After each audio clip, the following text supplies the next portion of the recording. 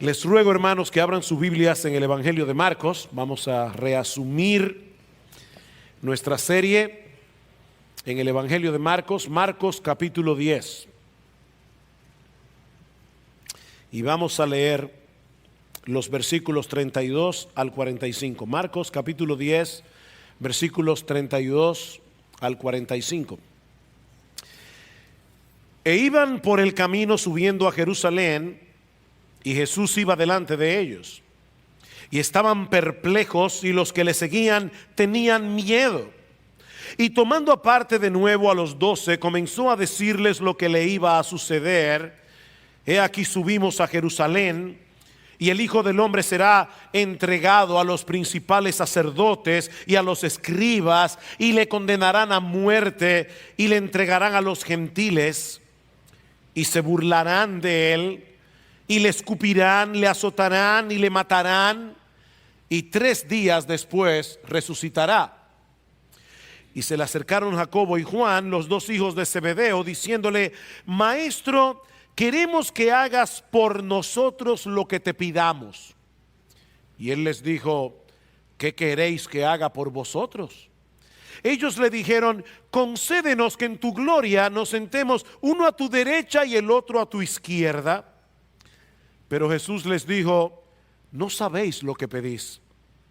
¿Podéis beber la copa que yo bebo, o ser bautizados con el bautismo con que soy bautizado? Y ellos le dijeron: podemos.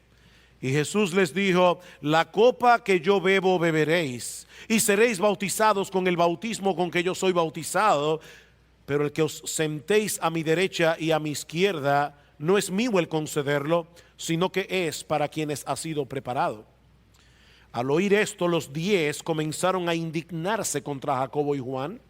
Y llamándolos juntos así, Jesús les dijo: ¿sabéis que los que son reconocidos como gobernantes de los gentiles se enseñorean de ellos, y que sus grandes ejercen sobre ellos potestad?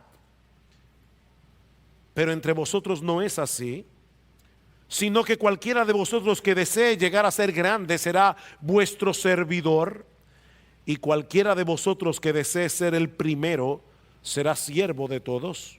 Porque ni aun el Hijo del Hombre vino para ser servido, sino para servir y para dar su vida en rescate por muchos.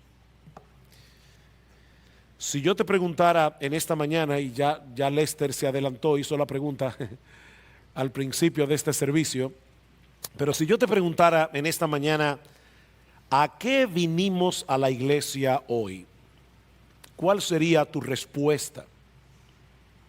¿Qué es lo que se supone que cada uno de nosotros venimos a hacer aquí cada domingo? O si quieren plantearlo desde otra perspectiva, ¿por qué Dios determinó que los cristianos se congregaran semanalmente para hacer cosas juntos como iglesia? Cantar, orar, traer nuestras ofrendas, escuchar la lectura y la predicación de la palabra. Mis hermanos, esta pregunta es importante, porque si no sabemos con exactitud por qué debemos congregarnos, es posible que algunos vengan a la iglesia de manera irregular, y lamentablemente eso pasa demasiado en las iglesias en el día de hoy. La gente viene cuando quiere, aún los que son miembros de la iglesia, y eso es una falta terrible. Vienen a la iglesia cuando quieren, cuando no quieren hacerlo no vienen. También es posible que otros que vengan regularmente porque piensan que es su deber estar aquí y no tengan una idea muy clara de por qué necesitan congregarse. Mis hermanos, ¿por qué debemos estar aquí en el día del Señor y no en ningún otro lugar? Bueno, una respuesta correcta es: nosotros venimos aquí a adorar a Dios, y eso es correcto. El problema es que esa respuesta todavía es demasiado general como para que pueda sernos de ayuda. Yo creo que una respuesta más concreta es que nosotros debemos venir a la iglesia, o por lo menos una de las razones por la que debemos venir a la iglesia cada domingo, es porque necesitamos poner nuestras mentes y corazones en sintonía con el Evangelio. Tú y yo necesitamos cada semana, no puedes darte el lujo de no hacerlo. Tú y yo necesitamos cada semana estar aquí en este lugar para poner nuestras mentes y corazones en sintonía con el Evangelio, porque en el resto de la semana estamos sumergidos en un mundo en el que somos continuamente bombardeados con pensamientos que se oponen diametralmente a la verdad de Dios revelada en su palabra. Y todo eso con la agravante de que el mundo sabe muy bien cómo presentar su mensaje en una forma muy atractiva, en una forma muy seductora. Debemos seguir los impulsos de nuestro corazón para tratar de alcanzar nuestros sueños. Debemos desarrollar el enorme potencial que todos tenemos dentro para llegar a ser las personas extraordinarias que todos realmente somos. El único problema con ese mensaje es que es una mentira total. El único problema. Es una mentira total. Mis hermanos, no es verdad que nosotros debemos seguir los impulsos de nuestro corazón para alcanzar nuestros sueños. Eso no es verdad. Mis hermanos, no es verdad que nosotros somos personas extraordinarias que solo necesitamos desarrollar nuestro potencial. Más bien, nosotros somos una raza de gente necesitada de la gracia de Dios para llevar a cabo el propósito para el cual fuimos creados. Pero eso no es lo que tú escuchas cada día en el mundo. Ese no es el mensaje que te vende Hollywood a través de sus películas. Ese no es el mensaje que tú escuchas a través de las canciones.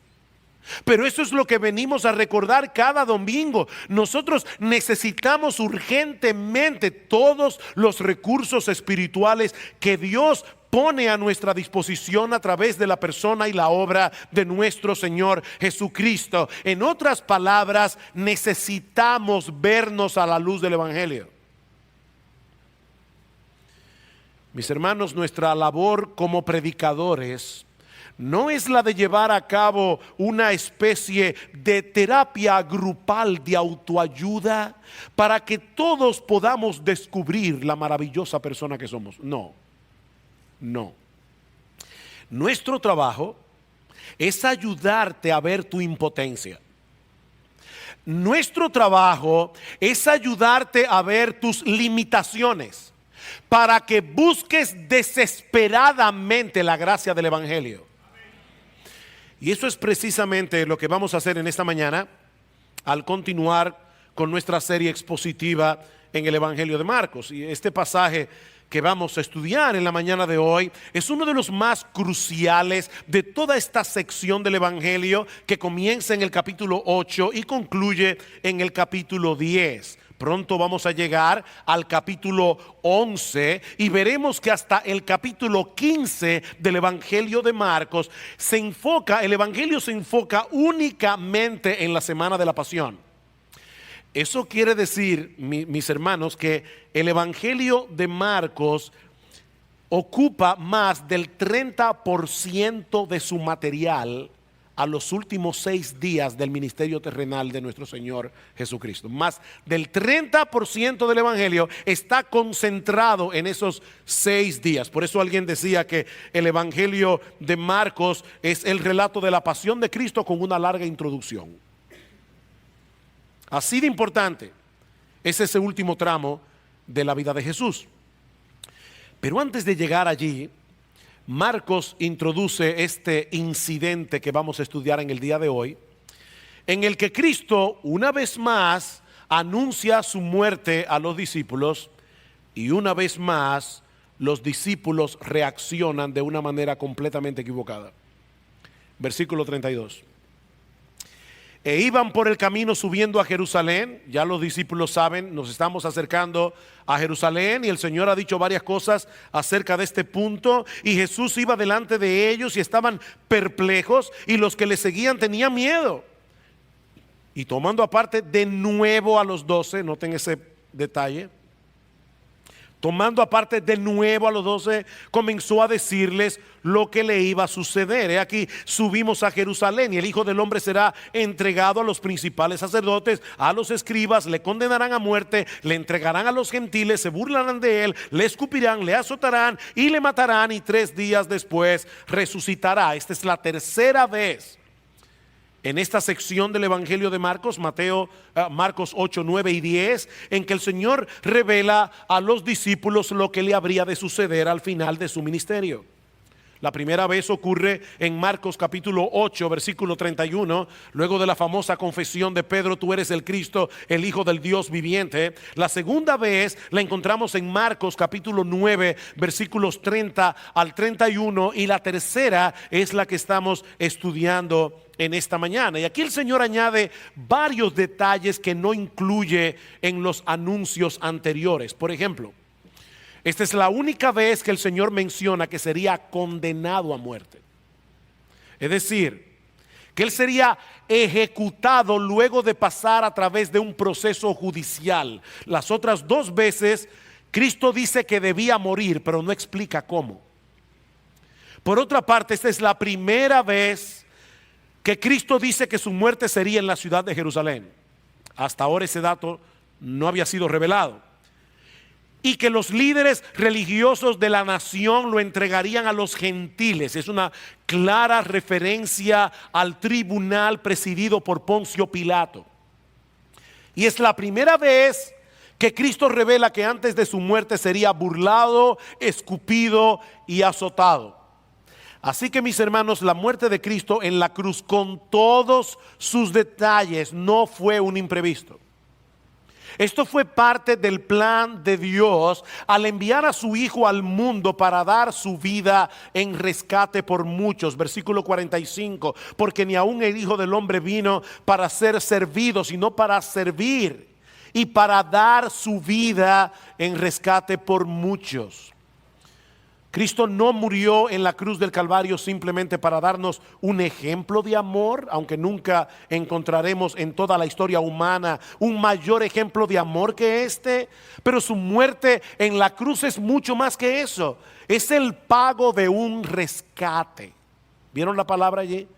Es el pago de un rescate. Esta palabra griega significa comprar la libertad de un esclavo o de un prisionero a través del pago de un precio. En aquellos días, para poder libertar a una persona de la prisión o una persona que estaba en esclavitud, era necesario pagar la suma correspondiente a su deuda. El problema es que aquí no estamos hablando de cualquier tipo de esclavitud, ni estamos hablando de cualquier tipo de deuda. Mis hermanos, todos nosotros somos esclavos del pecado por naturaleza. Todos nosotros neciamente nos hemos vendido a la esclavitud.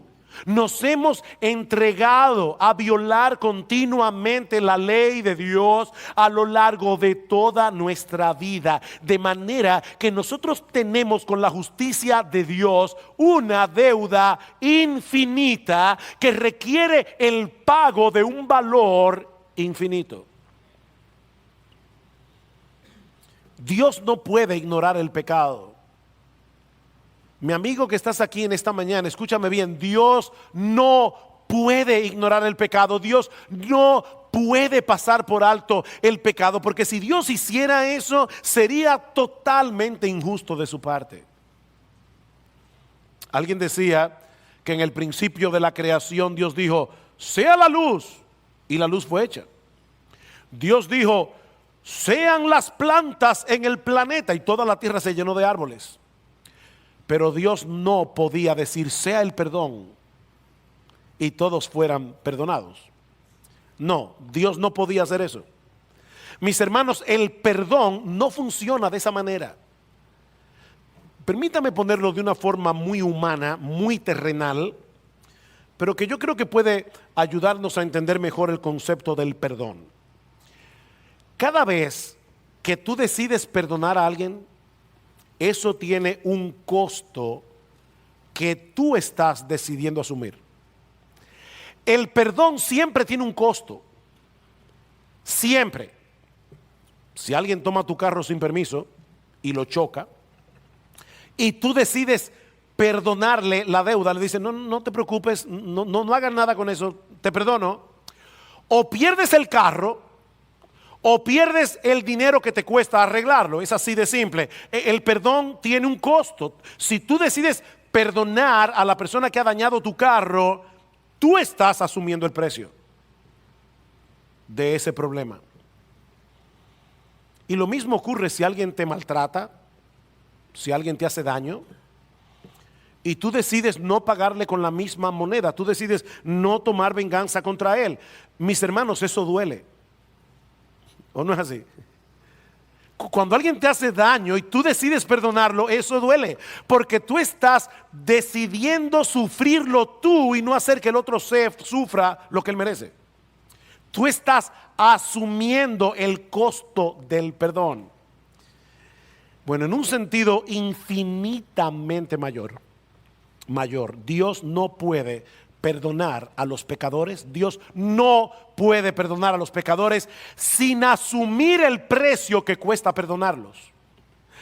Porque todos hemos transgredido su ley, todos debemos ser castigados como transgresores. Pero Dios decidió hacer el pago Él mismo a través de la muerte de su Hijo. Ese es el mensaje del Evangelio. Que el amor de Dios proveyó lo que su justicia demanda. El Hijo del Hombre no vino para ser servido, sino para servir y para dar su vida en rescate por muchos. Y esa preposición por significa en vez de, en lugar de, como sustituto de. Cristo vino al mundo a morir en nuestro lugar. Él vino a sustituirnos en esa cruz para que de ese modo podamos quedar en completa libertad. Él murió nuestra muerte para que ahora todos nosotros podamos vivir su vida. Por eso dice John Piper que Marcos 10:45 es lo que convierte el cristianismo en evangelio. En una buena noticia, hermanos, lo que la justicia divina demanda de cada uno de nosotros por causa de nuestros pecados, el amor divino lo proveyó en la persona de Cristo. Ese es el significado de la semana de la pasión que comenzaremos a estudiar cuando lleguemos al capítulo 11 del Evangelio de Marcos. Ahora bien, cualquiera diría que a esta altura de juego, los discípulos ya estaban entendiendo por qué fue que Cristo vino al mundo. Ya estaban entendiendo qué implicaba para cada uno de ellos seguir al Señor. Ya van 3 veces que le dice lo mismo: yo tengo que morir de mano de los líderes religiosos de la nación. Esa es la misión que el Padre me encomendó que llevara a cabo. Pero ¿saben qué, hermanos? A pesar de eso, ellos no entendieron. No entendieron.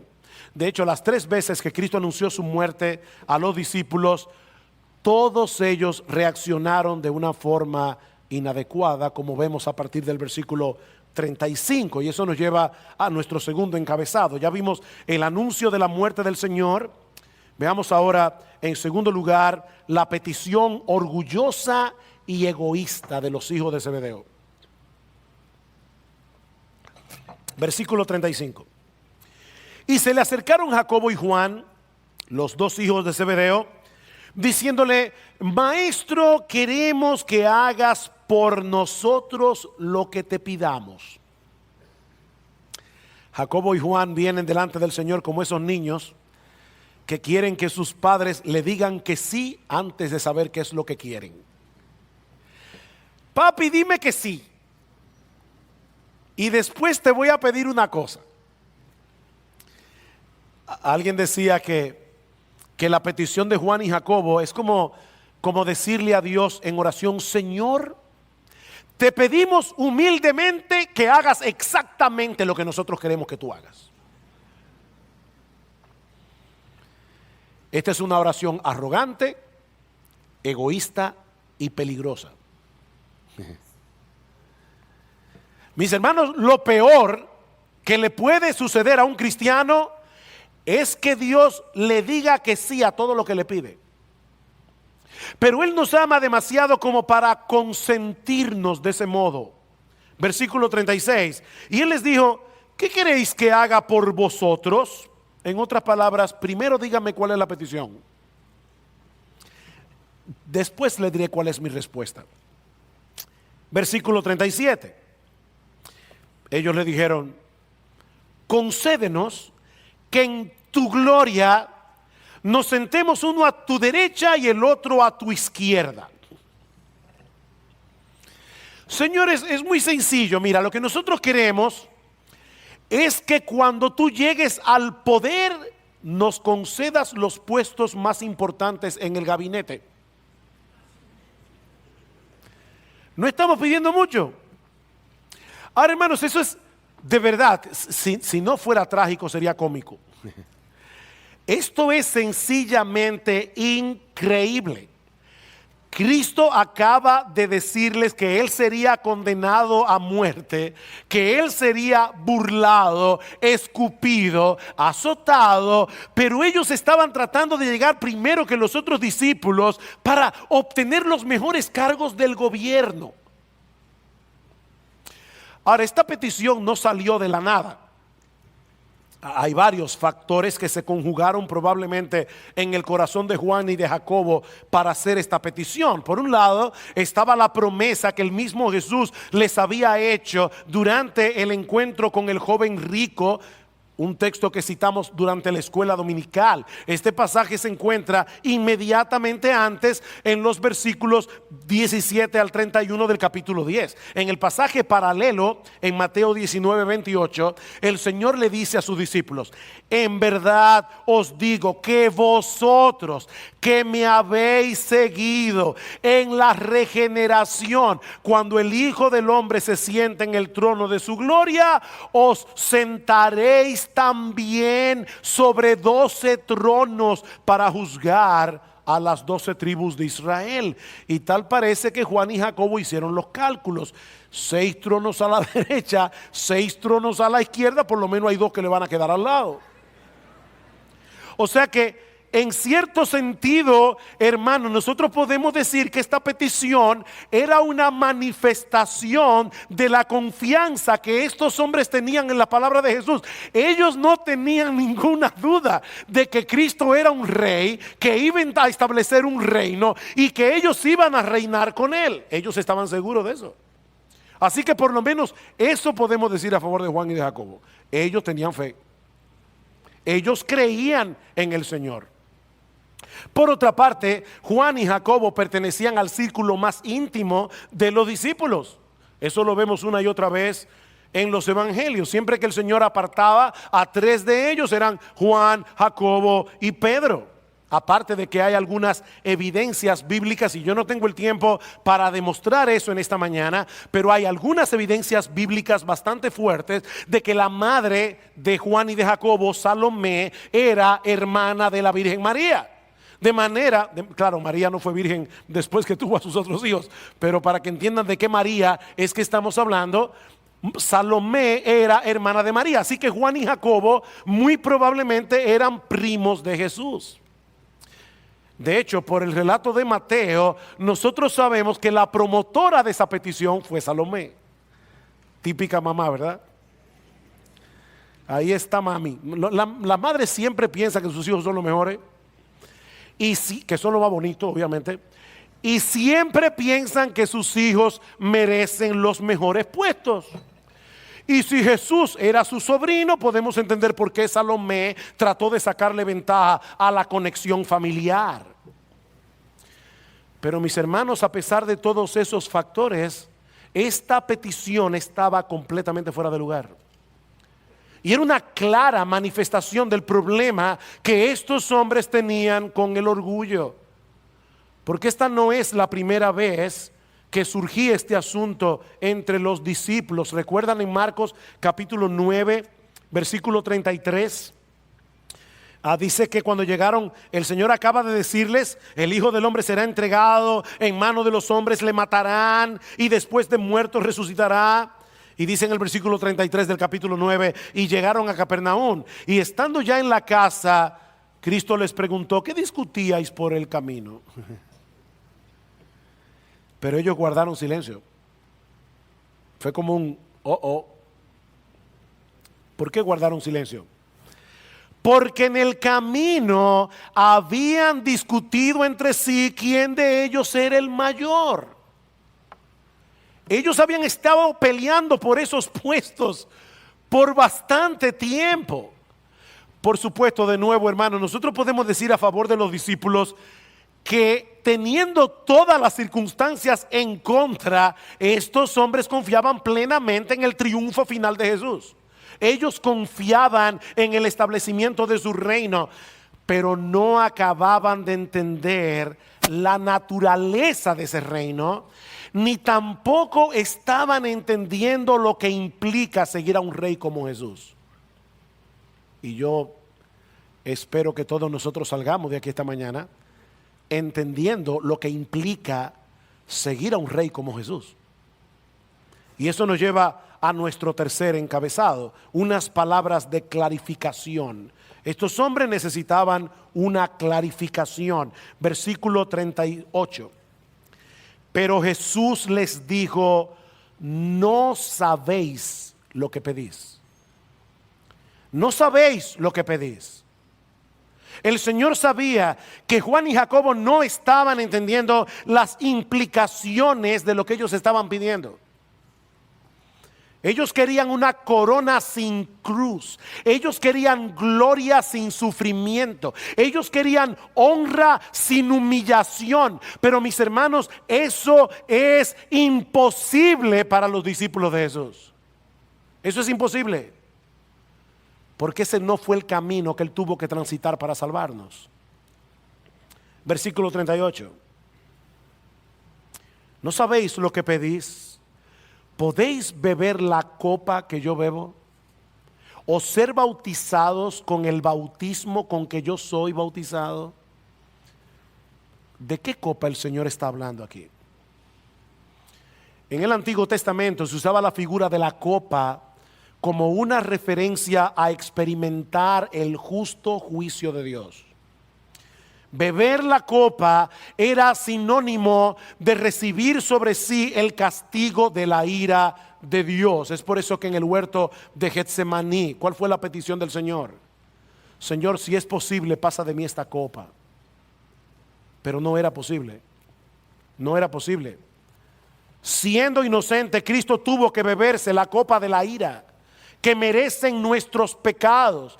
Cristo tuvo que tomarse esa copa hasta la última gota. Él tuvo que pasar por un bautismo de sufrimiento, sumergirse voluntariamente en el océano de la justicia de Dios para recibir el castigo que nosotros debíamos haber sufrido por causa de nuestras transgresiones. Y aunque la muerte de Cristo es única y es irrepetible, ni tú ni yo tenemos que morir por los pecados de otros, hay un sentido en que todos los creyentes tenemos que identificarnos con esa copa y con ese bautismo. En otras palabras, tenemos que estar dispuestos a identificarnos con Jesús en sus sufrimientos y su humillación, o nunca participaremos de su exaltación y de su gloria. Mi hermano, ¿tú me oíste bien? Todos nosotros tenemos que identificarnos con Cristo en sus sufrimientos y en su humillación, o nunca participaremos de su exaltación y de su gloria. Y eso es precisamente lo que Juan y Jacobo no acaban de entender. Ellos querían ser exaltados en el reino de Cristo. Ellos querían participar de la gloria de Cristo, pero no estaban dispuestos a asumir su humillación y sus sufrimientos. Ustedes no saben lo que están pidiendo. ¿Acaso pueden beber de la copa que yo bebo? Y ser bautizados con el bautismo con que yo soy bautizado. ¿Y saben lo que le respondieron Juan y Jacobo? Oh, sí. Versículo 39, nosotros podemos. Wow. Esto es impresionante. Juan y Jacobo estaban muy seguros de su propia fidelidad y de su propia fortaleza. Mis hermanos, ¿saben lo que ocurrió cuando Cristo fue arrestado? Todos los apóstoles salieron huyendo. Estos hombres no se conocían a sí mismos. Mis hermanos, ninguno de nosotros puede ser fiel a Cristo en nuestras propias fuerzas. ¿Saben por qué? Porque ser fieles a Él en este mundo caído tiene un precio. Versículo 39. Jesús les dijo: la copa que yo bebo beberéis. De eso pueden estar seguros. La copa que yo bebo beberéis. Y seréis bautizados con el bautismo con que yo soy bautizado. Pero el que os sentéis a mi derecha o a mi izquierda, no es mío el concederlo, sino que es para quienes ha sido preparado. ¿Saben lo que el Señor le está diciendo aquí a Juan y a Jacobo? Miren, yo no puedo asegurarles el puesto que ustedes van a tener en el reino de los cielos, porque eso ya fue asignado soberanamente por Dios el Padre desde antes de la fundación del mundo. Ahora hay una cosa que yo les puedo asegurar: ustedes van a sufrir. Eso sí es seguro. Yo no sé cuál es el puesto, ni qué tan lejos ustedes van a estar del trono, pero ustedes van a sufrir si me siguen a mí. Ustedes van a beberse esa copa. Ustedes van a ser bautizados con ese bautismo. Queridos hermanos, el camino que lleva a la gloria pasa primero por la cruz, porque nosotros seguimos a un crucificado. Nosotros estamos detrás de un crucificado. Por supuesto, es importante aclarar que no es la humillación, ni el sufrimiento, ni el servicio lo que nos hace salvos. No, yo no estoy diciendo eso. Pero seguir a Cristo implica la intención de identificarse con Él en su humillación. Implica la intención de identificarse con Él en el sufrimiento. Ese es el llamado de Cristo a los que quieran seguirle a Él. Y eso nos lleva a nuestro último encabezado: una lección acerca de la verdadera grandeza en el reino. Versículo 41.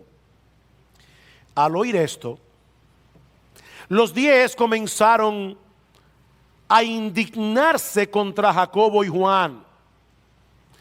Estaba tratando de ver cómo podía traducir mejor esa palabra griega que se traduce en nuestras Biblias como indignación, porque es una palabra bastante fuerte en el original.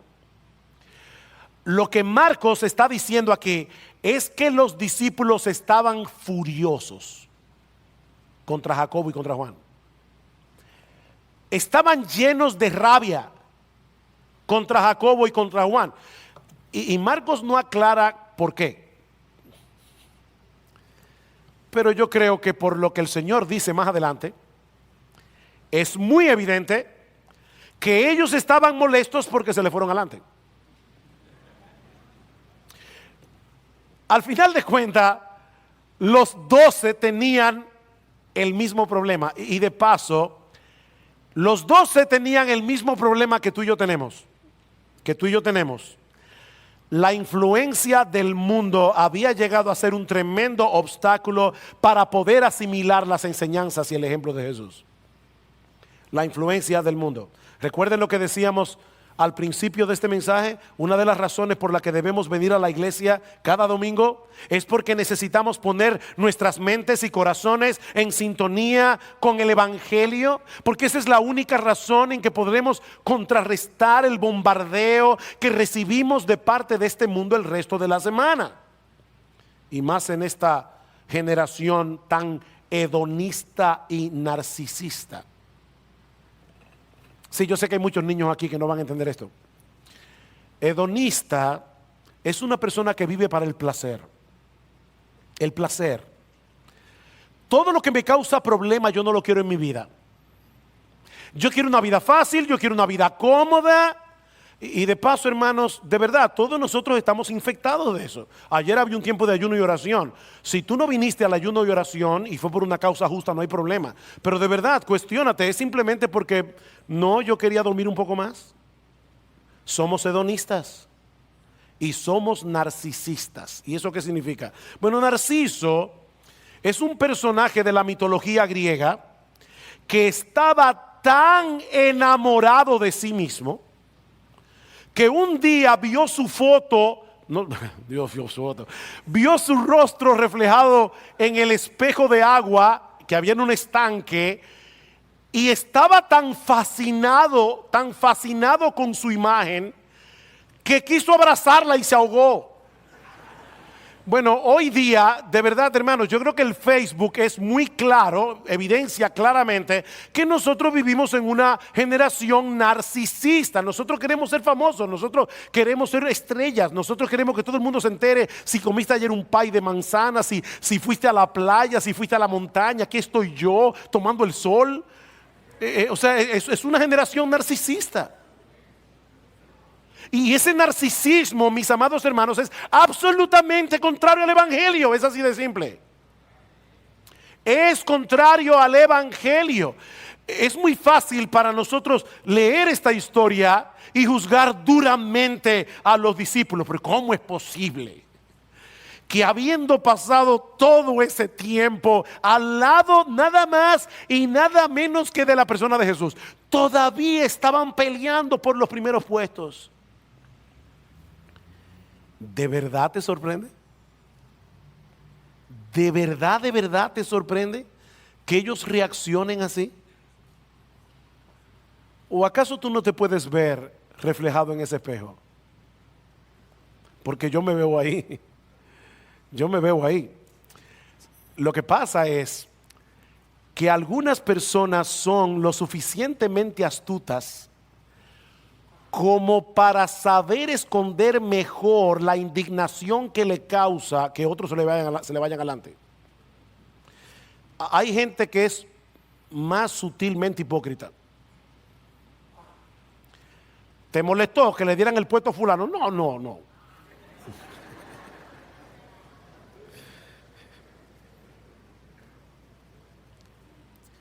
Miren, mis hermanos, ningún ser humano voluntariamente, por naturaleza, asume la postura de un siervo. Nosotros no somos así. Todos venimos de fábrica, infectados por la perspectiva de grandeza que el mundo promueve. Tú y yo estamos infectados.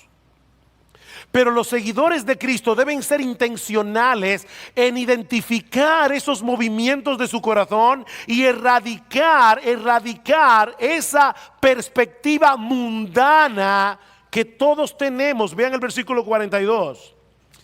Y llamándolos junto a sí, Jesús les dijo: ¿sabéis que los que son reconocidos como gobernantes de los gentiles se enseñorean de ellos y que sus grandes ejercen autoridad sobre ellos? Pero entre vosotros no es así, sino que cualquiera de vosotros que desee llegar a ser grande será vuestro servidor, y cualquiera de vosotros que desee ser el primero será siervo de todos. Ese es el título de este sermón: siervo de todos. Hermanos, ¿cuál es el concepto que el mundo tiene de grandeza? Tener poder, dominio y control sobre otros. Eso es grandeza según el mundo. De acuerdo al mundo, la grandeza de una persona es directamente proporcional a la cantidad de personas sobre las que puedes enseñorearte. Es grande el que puede mirar a los otros desde arriba. es grande el que puede ejercer autoridad sobre los demás, ya sea por el puesto político que ocupa, ya sea por la cantidad de dinero que tiene. El que tiene más siervos gana. Pero el Señor dice a sus discípulos y a todos nosotros que ese paradigma de grandeza debe ser completamente erradicado de la iglesia. Entre vosotros no debe ser así. No debe ser así. Sino que cualquiera que desee llegar a ser grande será vuestro servidor. Y el que quiera ser el primero será siervo de todos, dulos de todos, esclavo de todos. Es lo que dice el texto literalmente. En el reino de los cielos, la grandeza no se mide por la cantidad de personas que están por debajo de ti, sino por la cantidad de personas a las que tú le sirves. Eso es grandeza en el reino de Dios. El que asume voluntariamente la posición de un esclavo, ese es el mayor en la presencia de Dios, porque eso es precisamente lo que hizo Jesús, el más grande de todos. Versículo 45, porque ni aún el Hijo del Hombre, ni aún el Hijo del Hombre, el Rey de gloria, el soberano del universo, ni aún el Hijo del Hombre vino para ser servido, sino para servir y para dar su vida en rescate por muchos. Mis hermanos, el Señor tenía todo el derecho del mundo de venir aquí con un séquito de ángeles que le sirvieran hasta en el más mínimo detalle. Él es el Hijo de Dios, Él es la segunda persona de la Trinidad, Él es el creador y el sustentador del universo. Y Él no vino para ser servido. Él vino para servir hasta la muerte. Y Él es la tabla de evaluación que Dios usa para medir la grandeza de un ser humano. Cristo es la tabla de evaluación para medir la grandeza de un ser humano. Escucha lo que dice Pablo en Filipenses capítulo 2. Nada hagáis por egoísmo o por vanagloria, sino que con actitud humilde cada uno de vosotros considere al otro como más importante que a sí mismo, no buscando cada uno sus propios intereses, sino más bien los intereses de los demás. Ahora, mis hermanos, vamos a ser honestos. A ninguno de nosotros nos gustan esos textos. A mí no me gustan. No nos gustan esos textos. Hermanos, en nuestra naturaleza humana, nosotros preferimos ser servidos antes que servir. Esa es nuestra naturaleza. Nos asusta pensar que podemos pasar por esta vida completamente desapercibidos. Nos asusta pensar que podemos dedicar nuestra vida a servir a otros en el anonimato, sin ser reconocidos absolutamente por nadie. ¿O no te asusta eso? Pero ¿saben qué? Eso es precisamente lo que hacen los esclavos. Los esclavos son seres invisibles. Son invisibles. Son personas que viven para servir a los demás. Su meta en la vida no es buscar el estrellato, no es alcanzar el reconocimiento, es simplemente suplir las necesidades de otros. Y lo que el Señor nos está enseñando en este pasaje es que ese es el efecto que debe producir el evangelio en nuestras vidas. Ser como nuestro bendito Señor y Salvador Jesucristo, que no vino para ser servido, siendo el más grande, sino para servir.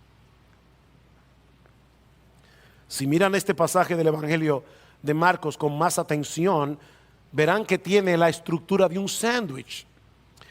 En la parte posterior, versículos 32 al 34, y en la parte inferior, versículo 45, encontramos el anuncio de la muerte de Cristo y su propósito. Él vino a dar su vida en rescate por muchos. Y en el medio de estas dos partes, nosotros vemos el ejemplo de los discípulos. En el ejemplo de los discípulos, nosotros vemos cuál es la condición de la que necesitamos ser rescatados. Ellos son un vivo ejemplo de por qué necesitábamos ese rescate. Somos orgullosos, somos egocéntricos, somos envidiosos, estamos sedientos de gloria, estamos sedientos de poder. Pero Cristo vino al mundo y pagó nuestra deuda con la justicia de Dios, muriendo en nuestro lugar para librarnos de esa esclavitud. Mis hermanos, Cristo vino a librarnos de la esclavitud de nosotros mismos. Él dio su vida en una cruz para que ahora podamos libremente dedicarnos a vivir para Él, sirviendo a los demás. Cristo dio su vida en una cruz para que ahora tú y yo podamos libremente dedicarnos a vivir para Él, sirviendo a los demás. Es de eso que se trata la vida cristiana. El amor de Cristo nos constriñe pensando esto, que si uno murió por todos, luego todos murieron y por todos murió, para que los que viven ya no vivan para sí. ¿Se dieron cuenta de ese ya no? Es así como tú vivías antes, cuando estabas muerto en tus delitos y pecados. Pero Cristo dio su vida para que ya no más sigas viviendo así. Por todos murió, para que los que vivan ya no vivan para sí, sino para aquel que murió y resucitó por ellos. Solo el poder del Evangelio puede hacer eso. Solo el poder del Evangelio pudo transformar este grupo de hombres, los apóstoles, orgullosos, arrogantes, egocéntricos, en un grupo de discípulos dispuestos a dar su vida para el servicio de Cristo y de su iglesia. ¿Qué pasó ahí? El Evangelio los transformó. El Evangelio hizo la transformación. Por la obra del Espíritu Santo, en ellos finalmente comprendieron las implicaciones de seguir a Cristo. Y en dependencia del Espíritu Santo pudieron vivir en consecuencia. Yo estoy...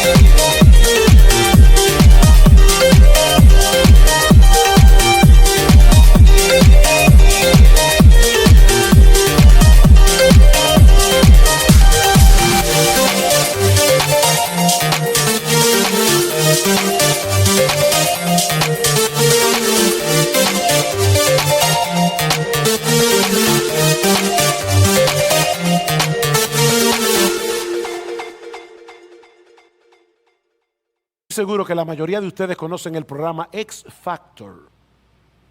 ¿Conocen ese programa? X Factor. Es un programa que se ha hecho muy famoso en Estados Unidos y en otras partes del mundo, donde se hacen audiciones. Las personas vienen al programa y cantan y hacen muchísimas cosas para ver si pueden alcanzar el sueño de ser famosos.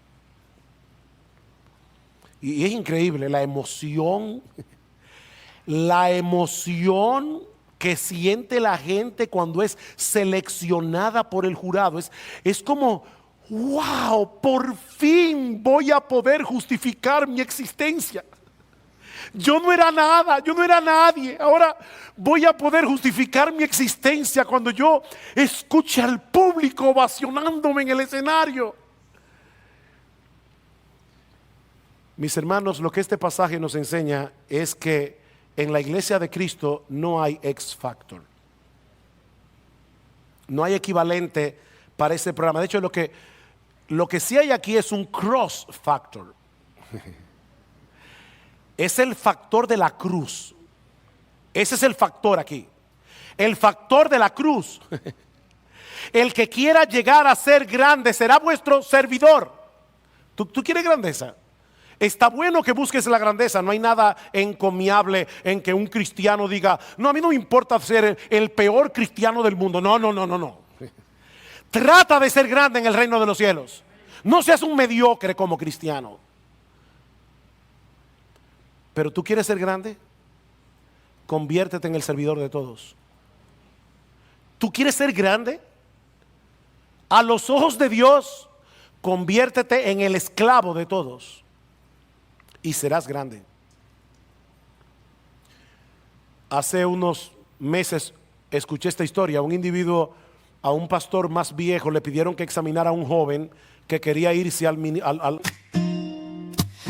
Amid the quiet of the night, I sense the weight of worries taking flight. But darling, listen close and hear my plea.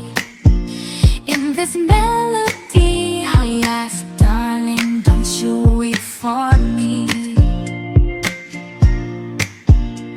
In the shadows where fears reside, I find solace in the love you provide. With every step you ease my pain. In your embrace I find shelter from the rain.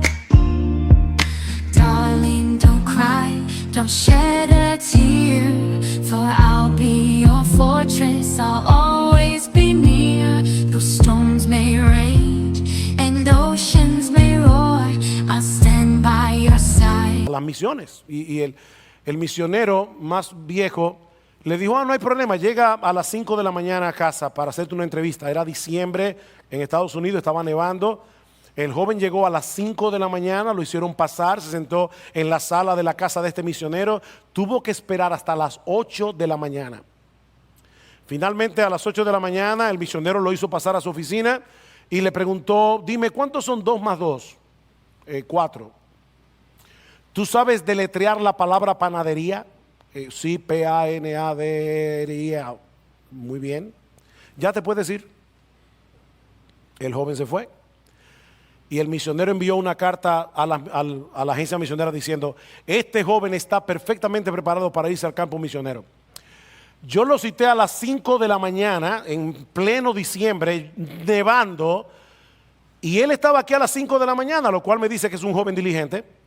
Me tuvo que esperar en la sala de la casa hasta las 8, lo cual me dice a mí que es una persona paciente. Cuando entré a mi oficina le hice la pregunta más estúpida que yo podía hacerle y él con toda humildad me la respondió, no se sintió ofendido, y cuando se fue lo miré por la ventana y él iba tranquilo y campante.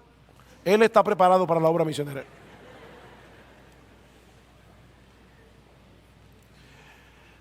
Mis hermanos, ese es el tipo de personas a la que Dios usa.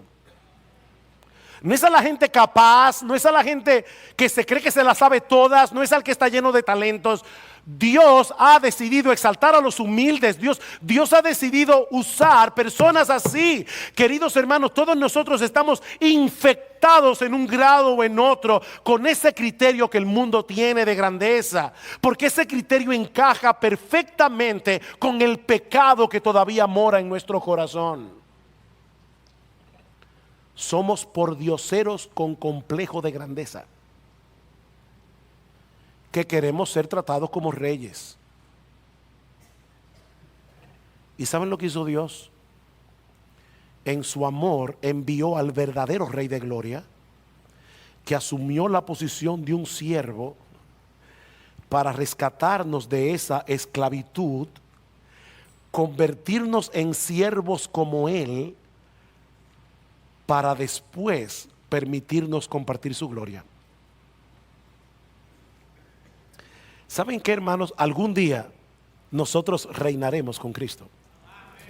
Algún día reinaremos en el reino de Dios. Dice en Apocalipsis capítulo 3 versículo 21: al que venciere le daré que se siente conmigo en mi trono, así como yo he vencido y me he sentado con mi Padre en su trono. No es al lado, ni a la derecha ni a la izquierda. Te vas a sentar conmigo en mi trono. Pero eso es cuando yo regrese en gloria. Eso es cuando yo regrese en gloria. Juan y Jacobo no estaban completamente equivocados, pero estaban esperando el cielo antes de tiempo. Y sobre todo, estaban buscando los primeros puestos a la manera del mundo, no a la manera de Dios. En el reino de Cristo, los primeros puestos están reservados para los que sirven, no para los que tienen complejo de realeza. Es para los que sirven. Y mis hermanos, nosotros tenemos que ser intencionales en tratar de identificar aquellas áreas de nuestra vida que no se encuentran en sintonía con el Evangelio y en dependencia del Espíritu de Dios. Resistir al molde en el que este mundo quiere meternos y seguir siendo transformados en nuestro entendimiento para ser cada vez más como Cristo. Déjame hacerte una pregunta. ¿Cómo crees que te visualizan las personas que están a tu alrededor? ¿Como alguien que quiere enseñorearse y servirse de los demás? ¿O como alguien que ocupa voluntariamente la posición de un siervo? ¿Cómo te ven los demás? ¿Te encuentras a menudo quejándote de los demás y demandando que te tomen en cuenta? Porque si es así, mi amado hermano, mi amada hermana, vuelve a poner tus ojos en Cristo, que siendo el más grande se hizo siervo de todos, para librarnos de nuestro orgullo, para librarnos de nuestro egoísmo, de modo que podamos imitarle a Él sirviendo sacrificialmente a los demás. Que Dios nos ayude a ser